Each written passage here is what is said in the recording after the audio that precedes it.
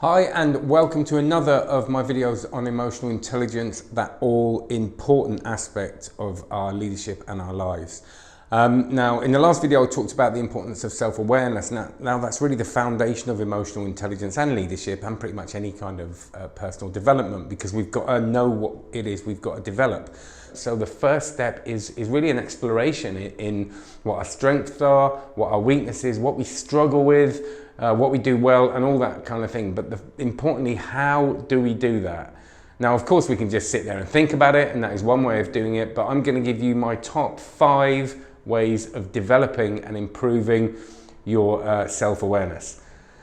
So number 1 is a daily reflection, or if you haven't got time, weekly reflection, but it doesn't have to take long. And this is done in a kind of formal way. I'm going to talk next about another way of doing this.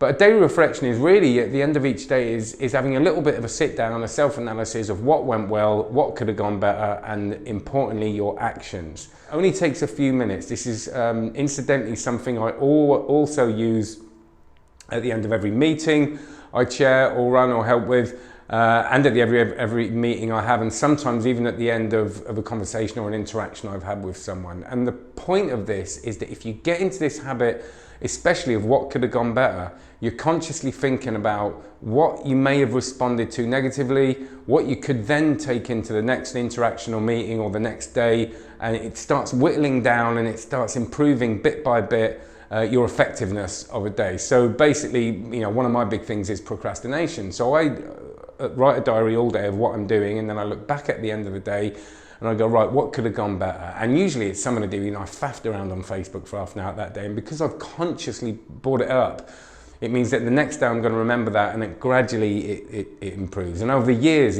I'm pretty much, the way that I work now is unrecognizable from the way I used to work 10 years ago. So it really does work. So daily reflection. Okay, number 2, related to that, is a journal, keeping a journal. Now it's slightly different because it doesn't have to be quite so formalized, but what you'll find is that if you do keep a daily journal, or every few days, it will bring up all the things that you do into your consciousness again, and you can sit, and it's it works on so many different levels. It's so good for you. Now we know that there's so much research on this, but keeping a journal and sort of monitoring your life in that way is really therapeutic and beneficial. But I'm not going to go into all that now. But just as a self-awareness exercise, again, you're sitting down and you're really thinking about what you're doing and what you're responding to. And if you have that in your mind as an idea of, I'm going to sit down as a self-awareness exercise, you'll find that you'll notice all those things a lot more because you've consciously decided to do that. And it's just a lovely thing to do. I keep a journal. Sometimes I go out of it for a bit and come back to it, but I just find it so useful in so many ways. So 2 is keep a journal. 3 is a difficult one, or can be a difficult one, and that is finding out how people see you. Okay, getting as close as the reality of how people see you as possible. And this is a really difficult thing to do. Now, you can do this at work with 360 feedback. 360 feedback is so valuable, but remember, you don't have to agree with it all. It's just giving you a guide. So, if you're getting 360 feedback and you know someone that actually has an issue with you, then take that with a pinch of salt, but it can still be very useful. And it's a really hard thing. If you're like me and you find constructive criticism very difficult to deal with, it can be something you avoid.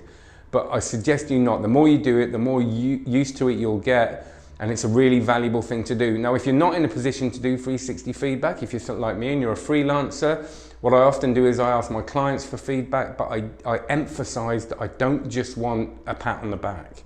The important stuff is, what could I do better? And sometimes I do what could we do? Like I did a session yesterday, a leadership session, and we done a thing about, because it was the end of a course that I'd run, and we did the, what went well, what could have gone better, and all that, like I talked about before. And that again was feedback. And again, I'm emphasizing, please try and be honest. Now, you'll find people that will still find it very difficult to be honest in front of you. So maybe it's worth asking them for written feedback a couple of weeks down the line. And again, emphasizing honesty.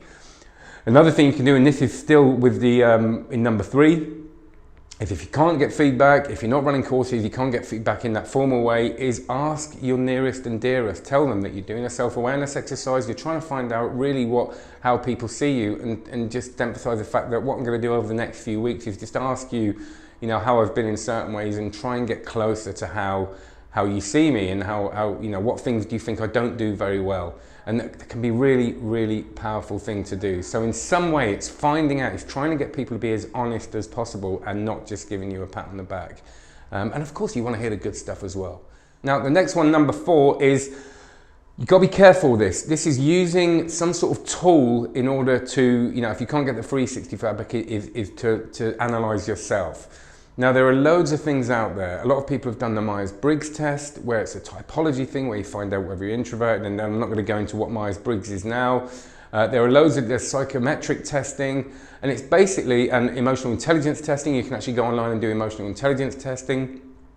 And it's basically a way of answering, doing a questionnaire and getting some feedback, and people will try and tell you what type you are roughly. And this is really important. I have a little bit of an issue with typologies, with all of them, because they tend, a lot of them tend to say you are this. And what we can do if we're not careful is we can then try and sort of subconsciously behave like that because we've been told what we are.